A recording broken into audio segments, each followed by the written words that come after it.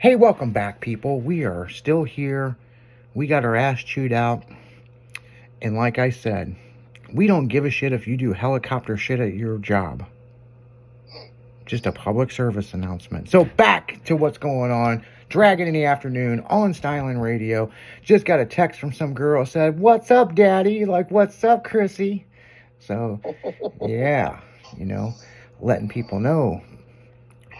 People know what to say. They know how to get my attention. Yep. So yeah. So what the fuck we got going on? It's 2 o'clock here. It's still snowing. Still nasty outside. Jimmy said, "You want to know what he said on the break?" He goes, "Well, it's so fucking cold out there. I'd make me a snowman." I said, while he's got a coat on, and I was like, "The fuck's that mean?" So give you a little heads up about my mom. Of course, she's still in the hospital in the ICU. I had to sign off on a blood transfusion yesterday, so to get some of that toxin blood out of her and get some fresh in her. So that's a good sign. Yeah, it's a good sign, but there's withdrawals with that, So right. So far, her body's accepting the blood. I don't know why. I mean, I'm not saying I don't know why. I said that wrong, I guess. She's so fucking mean, fighting the blood off, I'll cure myself, But, no, she's still kind of in it, out of it. They're not ready to pull that tube out of her throat yet. So this is the scary part because she could code. So, right. I do appreciate it's in the hundreds of thousands now messages, thank you so much. And I'm the kind of person I normally wouldn't talk about this.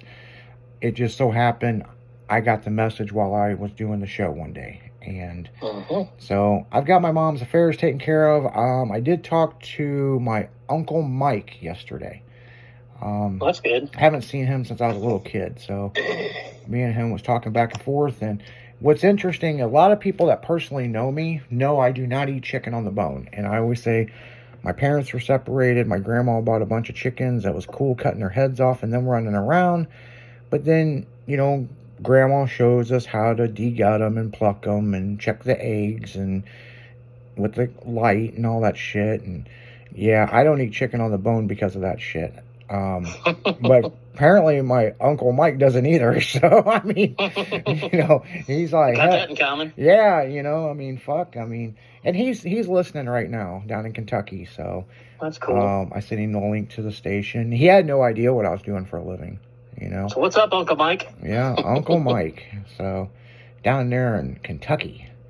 So he was in a real bad car wreck a couple years ago. Somebody hit him. And, he's just a poor guy fucking going to work, fuck. It's just sad, but yeah, I've got to talk to my Aunt Denise. She's super fucking cool, That's cool. And, yeah, my Aunt Denise is a fucking riot, man. And what's crazy is she sounds exactly like my mom on the phone. Oh, yeah? Yeah, and even in person, they sound the same, So if I close my eyes, I wouldn't know which one was talking, Right. So, they're a couple years apart, but yeah, my Aunt Denise, man, she is fucking cooler and shit, you know what I'm saying? And that's cool. Yeah, I sent her a link too. She's been listening. She goes, "I'm so proud of you." I'm like, no, it's just me, man. Don't be proud. It's just, I was only good at a few things in my life, fucking flirting with hot girls and doing custom cars and putting on wild events. And now this is where I led. This is where I led into, I'm no different than I do now. Yeah, I'm no different than anybody else. I put out the content that you want to shake your ass to or bitch slap your mama. Don't bitch slap your mama, but you can let to, just don't do it. I said that to my mom one day. I don't know what, we were eating something. I said, "Man, this shit's so good, it makes me want to slap my mama." And she goes, "You hit me and you'll see what the fuck happens." And you'll learn real quick you ain't gonna do that shit. Yeah, my mom's old school. She'll fist fight a motherfucker. She might be small, but she ain't scared of nobody. Even if she loses, she gonna fuck you up. The problem is, a mentality that my mom has is, it must have been passed down to me. I'm so fucking crazy. You beat my ass, I'll come back. Yep. you know, there's something mentally wrong with me, and it's probably passed from her, you know? I don't fight fair. Yeah. If I'm losing, I will resort to cheating.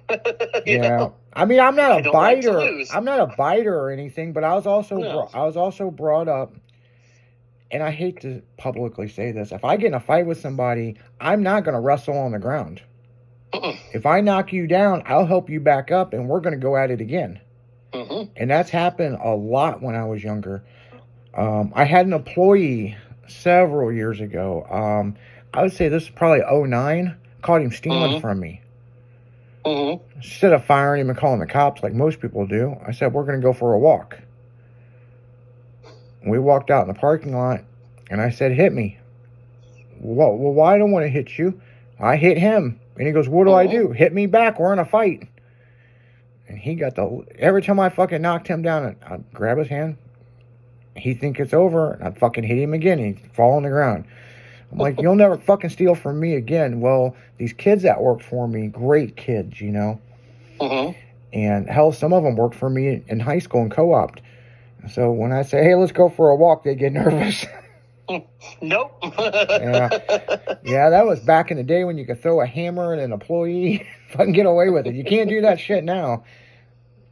Apparently, Well, evidently, you can't put a pry bar through somebody's shoulder and not go to jail for it. Yeah. My dad found that out. Yeah, you can't do that shit. We used to have fucking Daisy BB guns. Gave us these BB guns, these new ones, and man, we corner these fucking kids in the bathroom, and every time they'd open the door, we'd fucking shoot them, and fuck, you can't do that shit no more. No, you can't do the planks on them when they're in the bathroom where you spray the baby powder in the bathroom with the air chuck or any of that good shit anymore. Well, I had a guy that worked for me, and he passed away. He got. It's a sad story. He stayed over to talk to me at work one day. He was our webmaster back in the day, building a website, and his name was Ted Theodore. When I get mad when I got mad at him, I call him Theodore. He didn't like that. But he was from Hecker, Illinois, and Hecker, Illinois used to be the meth capital where they made all the meth.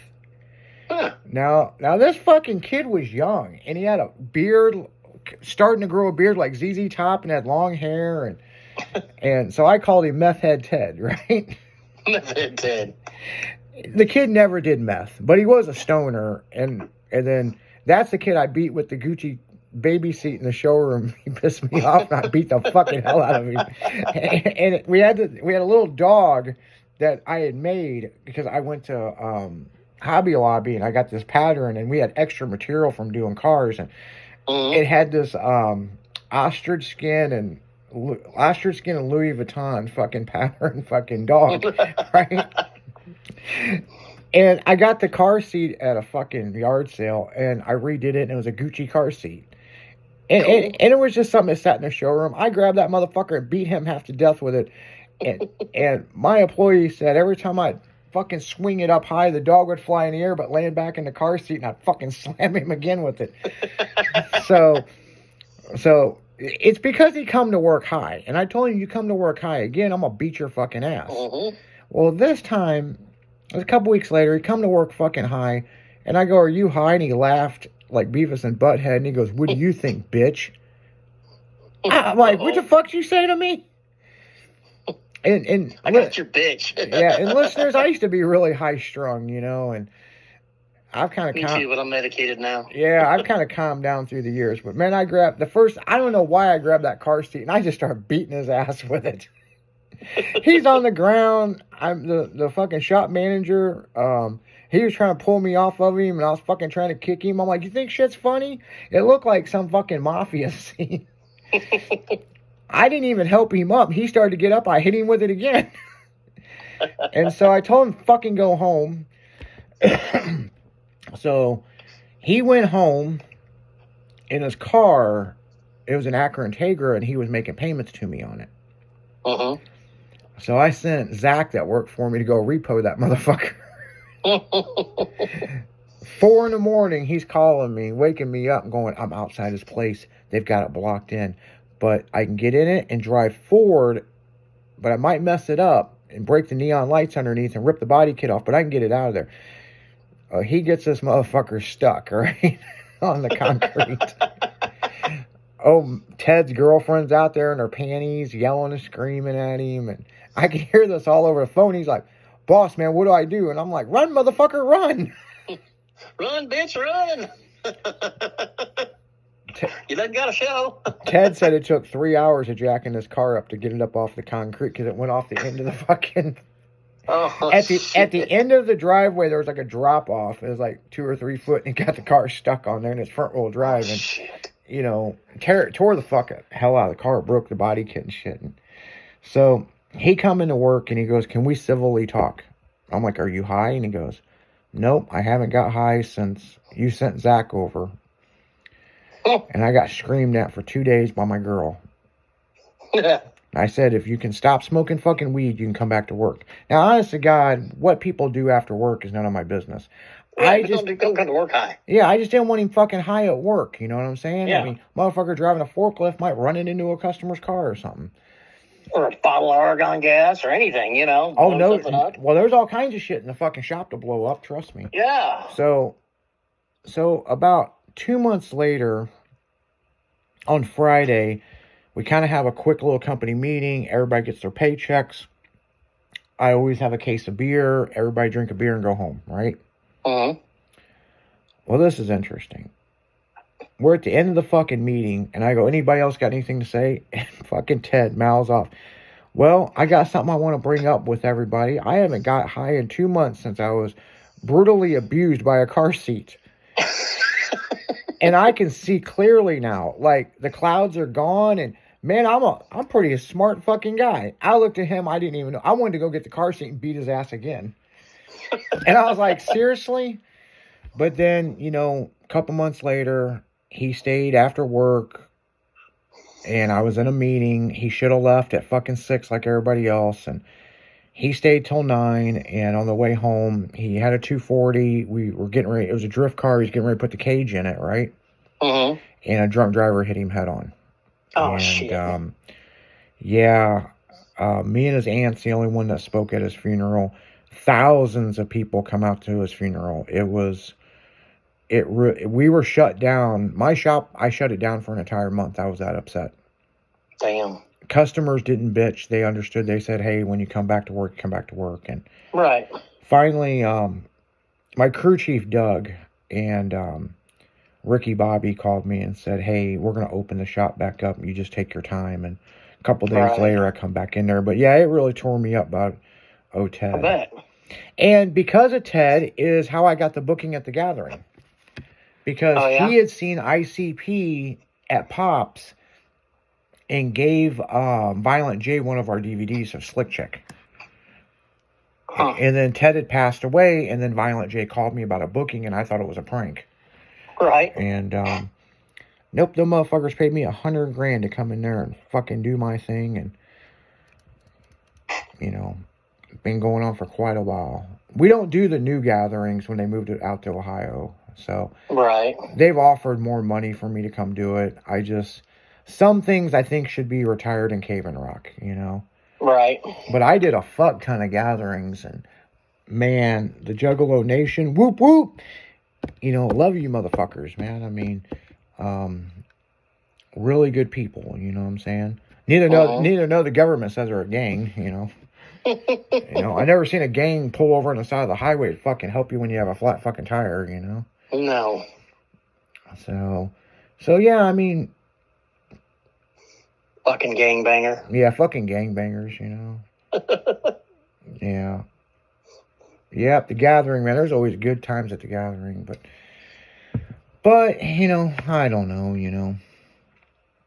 But on that note, guys, we're gonna get right back into music. It is styling in the afternoon, helping you drag your sorry ass through work today. Or slide through work today.